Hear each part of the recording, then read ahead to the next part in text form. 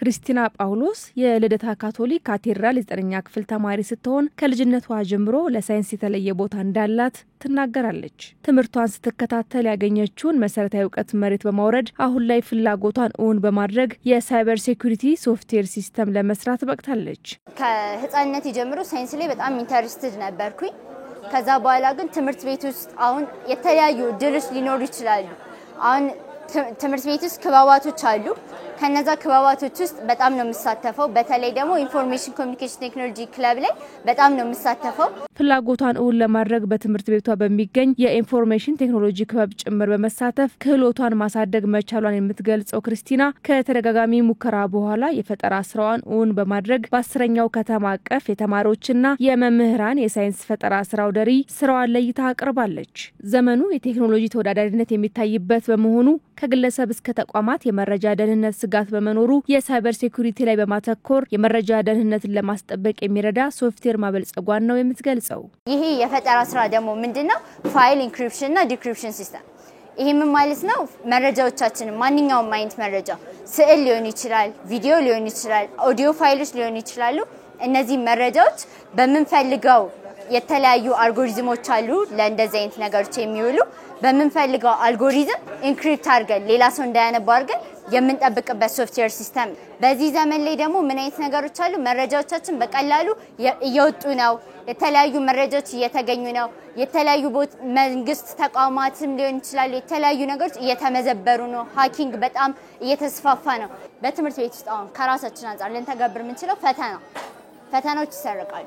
ለዛ እዚህ ጋር አሁን አንድ ፈተና አለ ከዚህ በፊት የነበረ እሱን ፈተና ኢንክሪፕት አድርገዋለሁ ማለት ነው። ይሄን ፈተና ለምንድን ነው ኢንክሪፕት የምናደርገው? በተግባሩ ዓለም በምንመጣበት ጊዜ አሁን ቀጣይ ላይ ፈተናው ተለቆ ተማሪዎች እስከሚፈተኑ ድረስ መፈተን እስከሚጀምሩ ድረስ እንደዚህ ኢንክሪፕት ሆኖ ይቀመጣል። ከዛኛው በፈለግን ጊዜ ግን ኢንክሪፕት መሆኑን ተማሪዎች ሃክ እንኳን ቢያደርጉ አያገኙትም። ለምን? ማይነበብ ሆኖ ነው የመጣው። ለዛ ግን እኛ በፈለግን ሰዓት ዲክሪፕት ማድረግ እንችላለን። ሌላኛው የፈጠራ ስራውን ባውደሪ ይዞ የቀረበው መምህር ዮሴፍ መሐመድ ደግሞ ለአካባቢ ብክለት ፈታኝ የሆኑትን ፕላስቲኮች በመሰብሰብ ብሎኬት መስራት የሚያስችል የፈጠራ ስራ ይዞ ብቅ ብሏል። የፈጠራ ስራው በየአካባቢው የሚወድቁ ፕላስቲኮችን መልሶ ጥቅም ላይ በማዋል የአካባቢ ብክለትን ለመከላከል ብሎም ለግንባታ የሚወጣን ከፍተኛ ወጪ መቀነስን አልሞ የተዘጋጀ ነው። ከተማችን ላይ አካባቢን እየበከሉ ያሉ ፕላስቲኮችን በሙሉ ያቀልጣቸውና ከቀለጡ በኋላ እዚህ የምንመለከተው ሞልድ ውስጥ እንዲገባ ያደርገዋል። እየፈሰሰ ይገባል።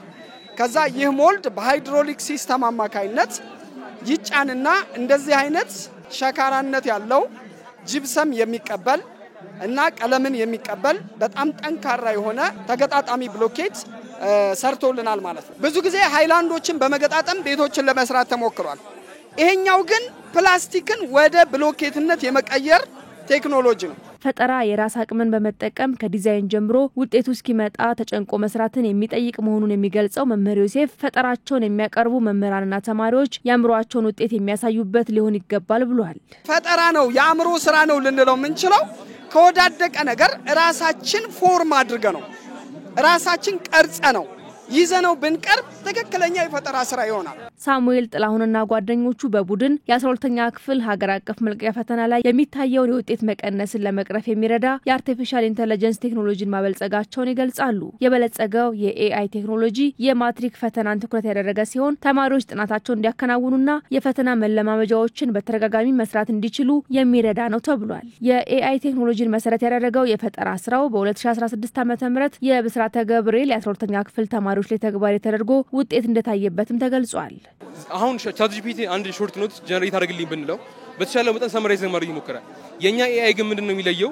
ሾርት ኖት ሲያወጣልን አሁን ለምሳሌ ባዮሎጂ ዩኒት ማለት ላጥና ብል ከዚህ በፊት ማትሪክ ላይ በወጡ ጥያቄዎች መሰረት እነሱን ፖርሽኖች ኢንክሉድ አድርገው በዛ መሰረት ሾርት ኖቶችን ጀነሬት ያደርግልናል ማለት ነው። በዛ የሚያወጣልን ሾርት ኖቶች ከዚህ በፊት ማትሪክ ላይ በወጡት መሰረት ነው። ይህንንና መሰል ሌሎች በትምህርት ቤት ደረጃ የበለጸጉ የፈጠራ ስራዎችን ለማበረታታት 10ኛው ከተማ አቀፍ የተማሪዎችና የመምህራን የሳይንስ የፈጠራ ስራው ደሪ ከፍተኛ ሚና እንዳለው የፈጠራ ባለቤቶቹ ተናግረዋል። ተማሪዎች በክፍለ ከተማም ሌቭል በትምህርት ቤታቸው በከተማም ሌቭል እየመጡ ሲሄዱ ኢቫሉዌት የሚያደርጓቸው ሰዎች ሞር ቁጣ ያላቸው ሰዎች ናቸው እና ከነሱ ኮንቲኒየስ ፊድባክ ያገኛሉ ኮንቲኒየስ እና በዛ መሰረት ኮንቲኒየስ ኢምፕሩቭመንት ያገኛሉ ማለት ምንድነው? አሁን እዚህ ጋር እኔ ብቻ አይደለም ያለሁት በሌላ ዘርፍ ብዙ ሰዎች አሉ።